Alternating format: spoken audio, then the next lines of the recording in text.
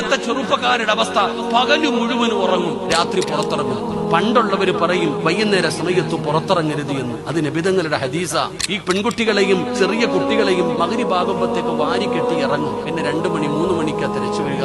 എന്റെ പ്രിയപ്പെട്ട സഹോദരങ്ങളെ സഹോദരിമാരെ, ഇവിടെ നമ്മുടെ മക്കള് അള്ളാഹ് ഏൽപ്പിച്ചിരിക്കുന്ന അമാനത്താ. പാപ്പ, നമ്മൾ എന്തുകൊണ്ട് നമ്മളുടെ മക്കളുടെ വിഷയത്തിൽ പലരും പറയുന്ന കാര്യം, ഉസ്താദ് ഞാൻ പറഞ്ഞാൽ അനുസരിക്കൂല.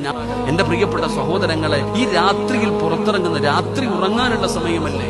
രാത്രിയിലെ യാത്ര പോലും സൂക്ഷിക്കണമെന്ന നബിതങ്ങൾ പറഞ്ഞത്. രാത്രിയിലെ യാത്രയെ കുറിച്ച് ഇപ്പൊ എല്ലാരും പറയുന്ന പകല് മുഴുവനും ബ്ലോക്കാ, രാത്രി അങ്ങ് യാത്ര ചെയ്തേക്കാം, എളുപ്പം പോകാമല്ലോ. ഇവിടെ ഒരു മനുഷ്യൻ രാത്രിയിലെ യാത്രയെ കുറിച്ച്, യാത്രയിലുണ്ടാകുന്ന അപകടങ്ങളെ കുറിച്ച് ഏതെങ്കിലും ഒരു മനുഷ്യൻ അറിഞ്ഞിരുന്നെങ്കിൽ അവന് വീടിന് പുറത്തിറങ്ങൂല. അള്ളാഹു നമുക്ക് ഈമാൻ നൽകുമാറാകട്ടെ. ഇന്നത്തെ ചെറുപ്പക്കാർ നോക്കിക്കേ, പാപ്പ വീട്ടിൽ കിടന്നുറങ്ങും, ഉമ്മ വീട്ടിൽ കിടന്നുറങ്ങും. ചെറുപ്പക്കാർ 18ഉം 20ഉം വയസ്സുള്ള കുട്ടികൾ എവിടെ നോക്കിയാലും കാണാം.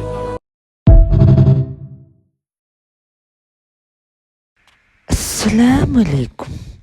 ഇതെൻ്റെ യൂട്യൂബ് ചാനലാണ്. സിറാജ് കാസിം വാളും നല്ല നല്ല വാളാണ്. എല്ലാവരും നോക്കണം. നല്ല നല്ല ബിസിനസ് വാള്. പിന്നെ ഷെയർ ആക്കണം, ലൈക്ക് കൊണ്ട് ഒത്തണം, പിന്നെ ബെല്ലൈക്കൺ ഒത്തണം. പിന്നെ എല്ലാം വലിയ വലിയ വീഡിയോസ് എല്ലാം നോക്കണം. പ്ലീസ്, നിങ്ങളുടെ സപ്പോർട്ട് മെയിനായിട്ട് വേണ്ടത്.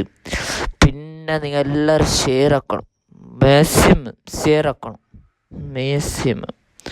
പിന്നെ എൻ്റെ ടൈമെല്ലാം കംപ്ലീറ്റ് ആയിട്ടാണ് മെയിനായിട്ട്. പിന്നെ എല്ലാം കോപ്പറേറ്റ് എല്ലാം മെയിൻ. പ്ലീസ് സപ്പോർട്ട് വേണം മെയിനായിട്ട്. ഓക്കെ.